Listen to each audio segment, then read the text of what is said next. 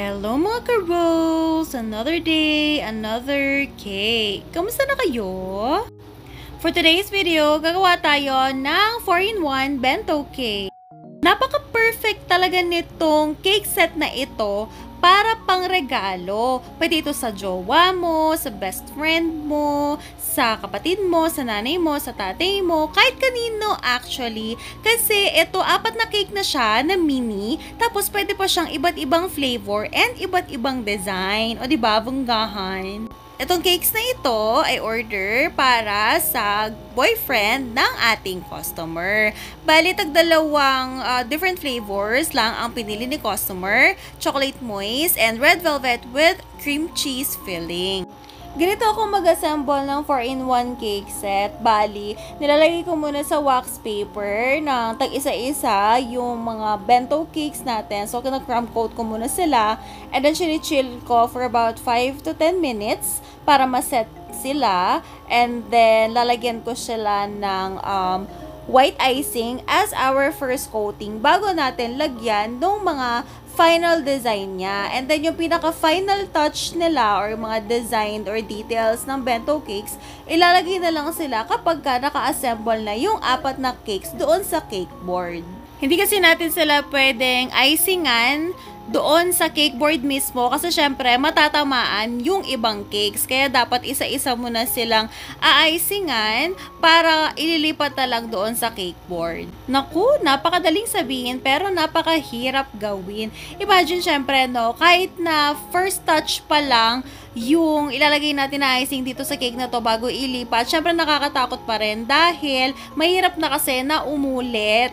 Nakagawa na kasi ako ng mini cake set or 4-in-1 bento set before. And nung first time ko, isang ginawa ko as in lahat ng details and designs, niligay ko na sila pa isa-isa. And then, ililipat na lang sila dun sa cake board nung tapos na.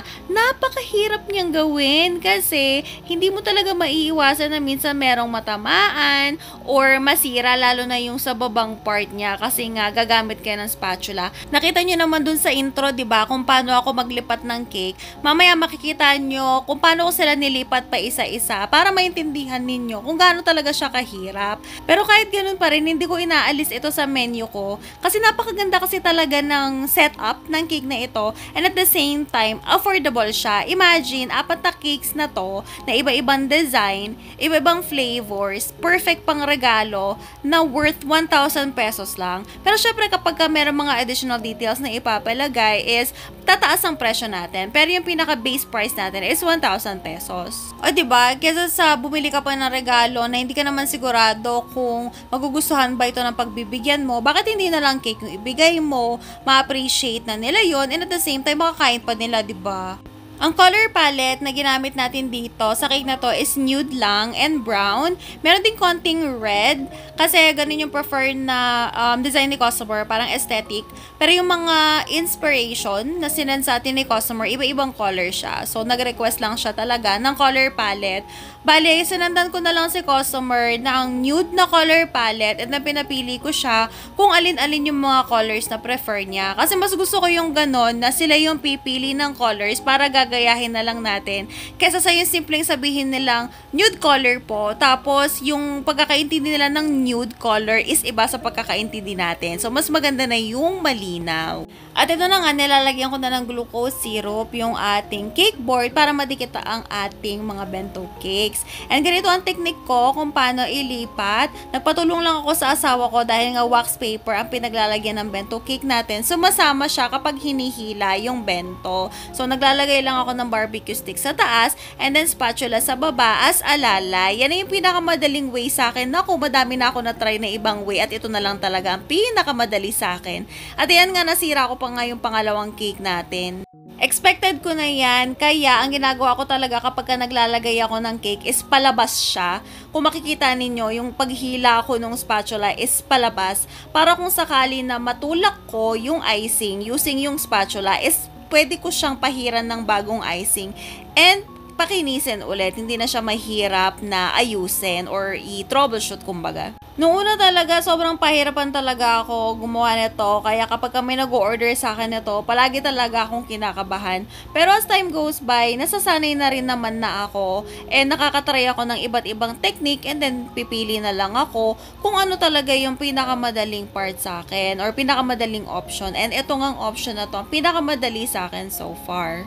At ito na nga yung sinasabi ko kanina, so base coating lang muna ang ginawa natin pa isa-isa, and then after nun, ililipat na sila dito sa cake board. And then yung mga pinaka-final details natin, ilalagay na lang sila kapag naka-assemble na sila sa cake board. Like ito yung dedication, yung drawing, yung dragees, and so on and so forth. Kailangan talaga ng alalay and konting ingat kapag naglalagay na tayo ng details dahil kasi nga apat yung cake na to, tapos magkakatabi pa sila, may tendency na matamaan ng kamay mo or matapunan ng dragees, mabagsakan na dragees, ganyan. Kaya sobrang ingat talaga ako kapag ganito yung cake na ginagawa ko. Buka lang siyang madali kasi naka-fast forward yung video, pero nako, almost 2 hours ko yatang ginawa to kasi syempre di ko naman kayang hindi huminga ng 2 oras. So may time sa hihinga muna ako para mag-stop tapos tuloy ulit. Grabe talaga. So ayun nga, yung first cake natin is dedication lang siya na simple lang. Happy birthday yata yan. Tapos dito sa second na cake natin is drawing siya na cats yata, or hindi ko alam kung cartoon characters ng mga to. Bale, yung girl na cat, nakasampa siya dun sa boy na cat. Napaka-cute nga niya actually. Pero medyo challenging siyang i-drawing kasi nga ayun, may mga katabing cake. Kasi dapat ma-achieve din natin yung pagiging cute ng mga characters na to kasi pangregalo nga to sa jowa. Ayaw naman natin na magmukhang monster yung mga characters natin. Baka imbis na matuwa ang jowa, makapag-break pa. Kasalanan pa natin. Naku! Paano ko pala na-achieve yung mga base color ng cake natin, yung pagka-nude niya? Bali, brown lang yan na Chef Master na merong super konting yellow, as in super konti lang. And then, nagdagdag lang tayo ng more brown para dun sa darker shade ng brown. And then, yung nakita nyong outline dun sa mga cats natin na parang maroon, nagdagdag lang ako ng konting red. Tapos, itong third cake natin, yung request ni customer is parang tao or character na nagmamarathon. And then, umabot na siya sa finish line. Yan. Tapos, nagpalagay lang siya ng medal para doon sa bandang leeg ng character natin. Siguro, ganito yung sports ng jowa niya. Siyempre, di ko namin na-retest yun, no? Kaya hula-hula na lang tayo kung para saan talaga yan. Anyway, itong last cake natin, ayan, simple lang siya na I love you, na color pink, na merong mga heart. So, ayan yung maroon natin na heart. And then, naglagay ako ng sprinkles na heart para naman meron siyang accent, kumbaga.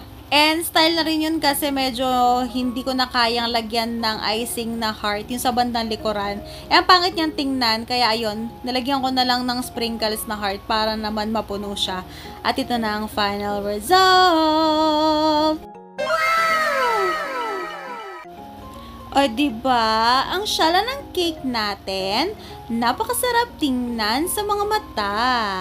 And that's it for today. See you in our next video. Bye!